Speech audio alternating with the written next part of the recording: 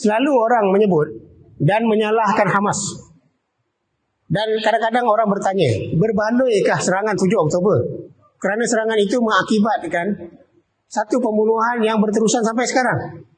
Seolah-olah mereka menganggap bahawa apa yang berlaku itu adalah kerana silap strategi Hamas dalam memulakan serangan. Dan seolah-olah mereka menganggap bahawa pembunuhan yang dilakukan oleh Israel adalah sebagai balas dendam hasil daripada serangan 7 Oktober. Ini yang perlu untuk kita bawa sorot sikit ke belakang. Kenapa kita perlu bawa ke belakang? Kerana sejarah penjajahan Israel terhadap Palestin, dia bukan bermula 7 Oktober. Peperangan di antara orang Yahudi dan juga orang Arab Palestin, dia bukan bermula 7 Oktober.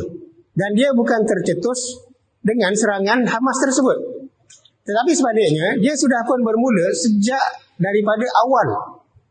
Apabila kita melihat siri-siri usaha daripada Zionis dunia untuk menduduki Palestin.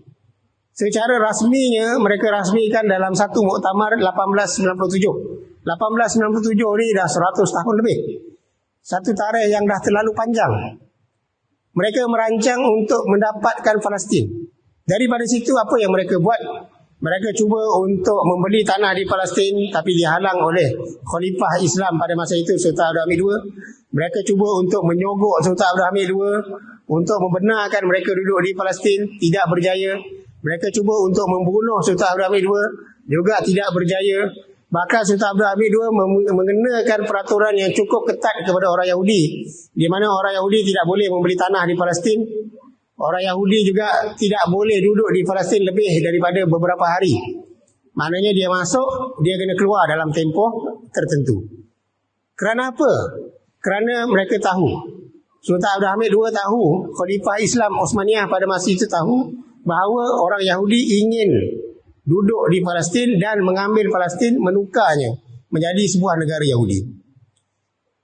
Tetapi daripada cubaan yang gagal itu, akhirnya mereka mencerita banyak lagi benda lain. Dan akhirnya dimudahkan selepas daripada berlakunya perjanjian Perang Dunia Pertama dan Perang Dunia Kedua, diringkaskan cerita, akhirnya mereka berjaya kan menubuhkan Israel pada tahun 1948.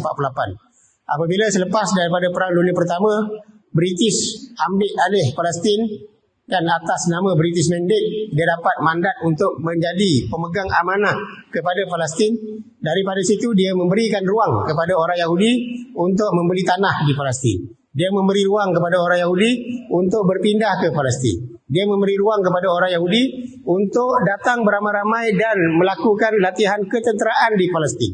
Jadi akhirnya pada tahun 1948 rasmilah penubuhan negara Israel di atas bumi Palestin. Dan pada masa itu berlakulah apa yang kita panggil sebagai Nakbah, di mana berlaku pengusiran 800,000 orang Palestin keluar daripada negara mereka, dan orang Yahudi ambil tanah-tanah itu dan mereka ambil rumah-rumah itu. Ini sejarah awal yang perlu untuk dipahami. Jadi kalau sekiranya ditanya, kan, logikkah kalau sekiranya orang Israel menyerang balas 7 Oktober? Kan? Ataupun salahkah Hamas melakukan serangan 7 Oktober? Ataupun bijakkah Hamas melakukan serangan 7 Oktober sehingga menimbulkan kemarahan Yahudi? Jawapannya sebenarnya Yahudi dah buat dulu 1948 dan sebelumnya pun. Kan mereka dah halau 800,000. Sekarang kalau kita tengok yang mati berapa? 40,000. Ini cerita 800,000. Tak sampai lagi angka 800,000 tu. Kan masih tak capai lagi angka 800,000. Ini baru 40,000. Jadi peristiwa yang berlaku 1948 sebenarnya lebih besar daripada apa yang berlaku sekarang. Kerana pengusiran itu adalah merupakan pengusiran 800,000 orang. 800,000 orang dengan tanah, dengan segala rumah dan seumpamanya semua keluar. Dan akhirnya mereka hidup merempat di seluruh dunia. Kan di Syria, di Mesir, di mana-mana pun.